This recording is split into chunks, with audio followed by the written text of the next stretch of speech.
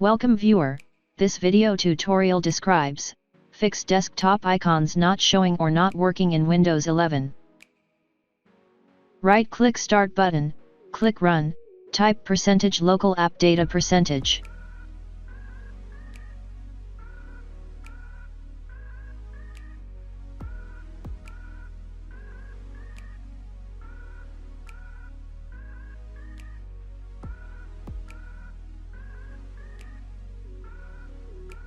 Click 3 dots, click Options, click View tab. Check Show Hidden Files, Folders, and Drives.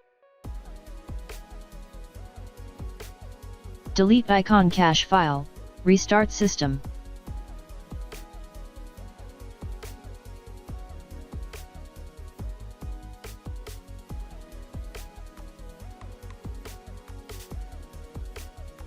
I hope this tutorial helps to you.